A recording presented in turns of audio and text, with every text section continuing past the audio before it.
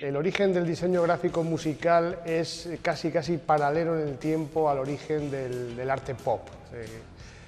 Hay artistas como Warhol, como Peter Blake, que trabajaron en el ámbito del diseño en algún momento de sus vidas, incluso en algún caso como el de Warhol, antes de dedicarse a la pintura, se dedicó al diseño de portadas de discos. En muchos casos el diseño se convierte en un banco de pruebas para lo que luego es una pintura, una escultura o una instalación. Y efectivamente la gente va a descubrir que a veces tiene en su casa, arrinconado en su salón,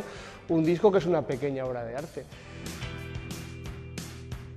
Pues prácticamente desde los orígenes de la música pop hasta la actualidad. Y esto tiene que ver en muchos casos, no es casual, es decir, tiene que ver con los currículums académicos de los países anglosajones, que son los países que han inventado el rock. Cuando tú estudias Bellas Artes en Estados Unidos o sobre todo en Inglaterra, tienes la oportunidad de compaginar los estudios de arte con estudios musicales. Y lo que mucha gente no sabe es que John Lennon de los Beatles o Pete Townshend de The Who o el cantante de los Talking Heads o el cantante de Blur estudiaron Bellas Artes antes de dedicarse a la música. En muchos casos compartieron pupitre con artistas de reconocido prestigio. El más reciente, por ejemplo, es el de Damon Albarn, el cantante de Blur, que era compañero de pupitre en clase con Damien Hirst y luego pues han colaborado juntos en muchas ocasiones, tanto en videoclips como en portadas de discos. Eso es una cosa que a lo mejor en España, por ejemplo, pues no pasa. Parece que los currículum académicos son como más separados.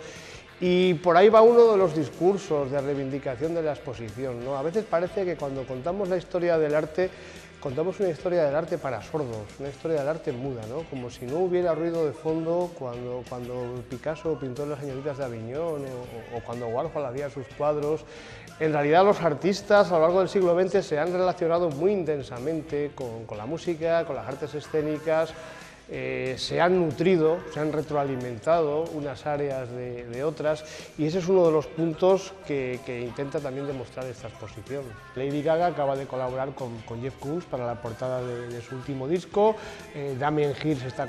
colaborando con la mayoría de las bandas de Britpop, con Blur, con The Hours. En España tal vez donde se ha notado de un modo más intenso esta relación fue en la década de los 80, en los años de la movida madrileña, donde ahí sí que se produjo una interacción y un encuentro muy interesante entre escritores, directores de cine,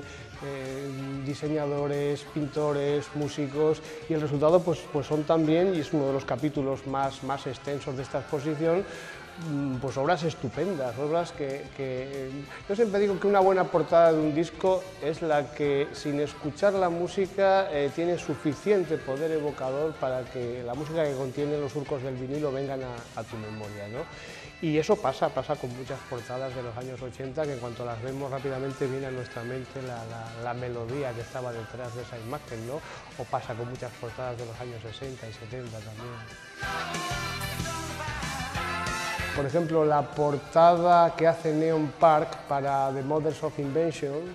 que lleva por título algo así como Las comadrejas rasgaron mi piel, que es una parodia de los cuadros pop de Roy Lichtenstein, me parece una de las portadas, una portada de 1969-70, creo recordar,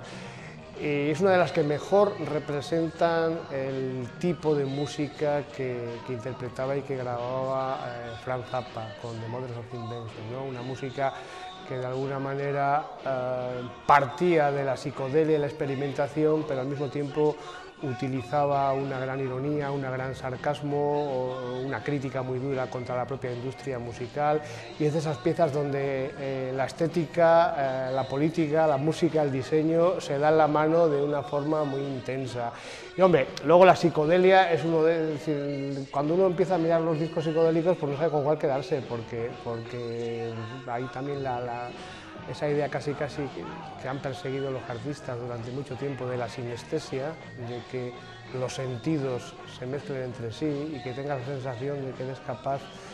de ver literalmente la música o de oler los colores o de tener sensaciones que van allá más allá de la simple percepción, pues esto lógicamente se logra, o por lo menos se intenta evocar con muchas de estas portadas. Me interesa mucho también el punk, porque es también otro de esos momentos en los que una ética de orden político y una estética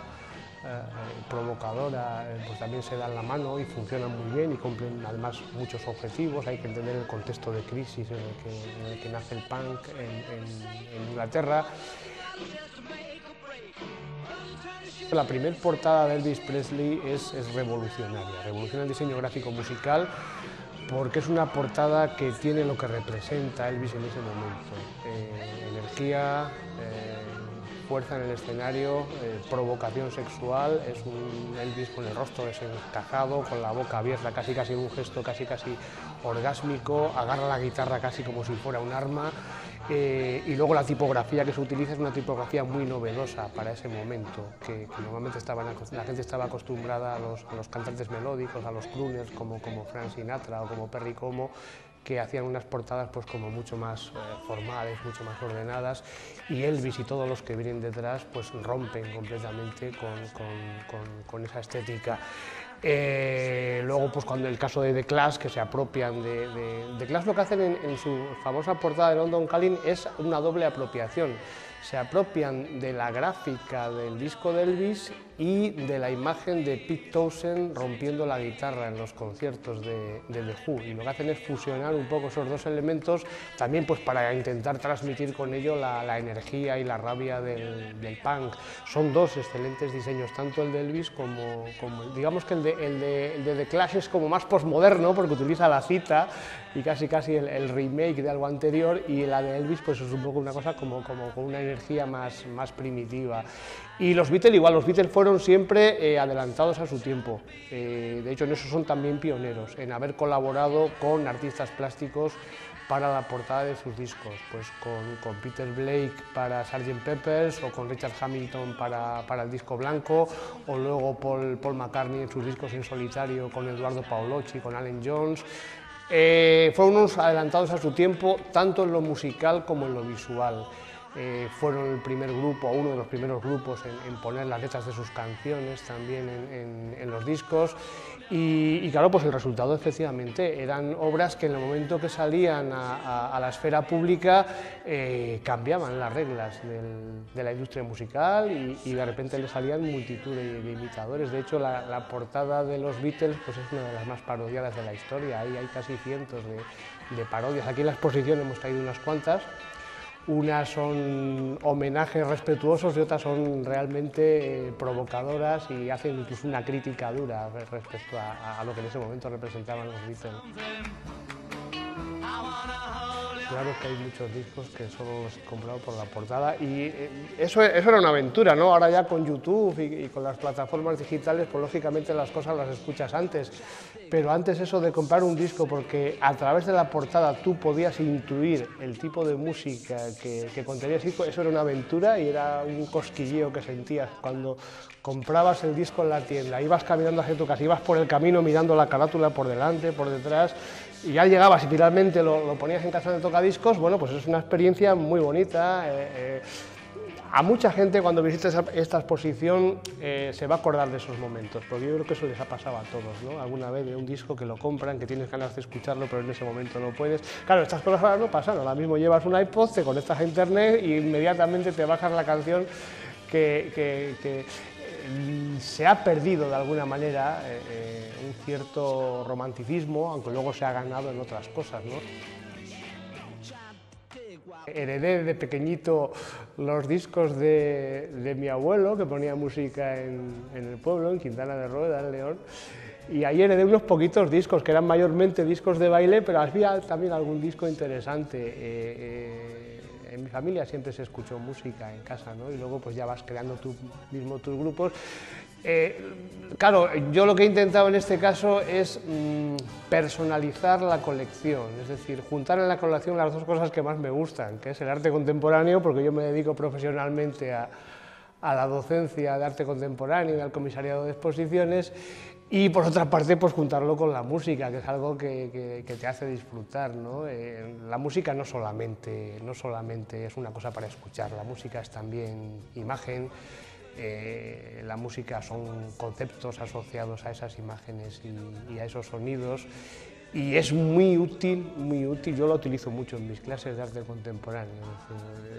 y es uno de los discursos de la exposición, transmitir la idea de que se puede contar, podemos contar otra historia del arte a partir de diálogos muy fecundos entre creadores musicales y creadores visuales. A veces ahora pues por internet consigues en una semana discos que antes te costaba años conseguir o tenías que viajar a San Francisco o a Londres para intentar conseguirlos, y eso ahora pues es mucho más fácil, siempre y cuando lógicamente sepas buscar. El Museo Patio Herreriano tiene una colección estupenda de arte español, pues prácticamente desde los años 30 hasta la actualidad, y eso permite no solo mostrar días de vinilo estableciendo, digamos, un recorrido cronológico desde el origen del diseño gráfico musical allá por los años 40 hasta la actualidad, sino provocar encuentros con piezas de la colección que hablan el mismo lenguaje que los diseñadores de estas portadas. Lo que tiene que intentar la gente sobre todo es utilizar esta exposición como un ejercicio de memoria y de disfrute. Es decir, pensar que la música y las imágenes asociadas a la música tienen un potencial evocador muy fuerte. La gente va a viajar mentalmente en el tiempo, según vaya pasando por las diferentes salas de la exposición, y yo creo que esa es una experiencia muy bonita, que la transmiten las portadas de vinilo probablemente mucho mejor que otros soportes.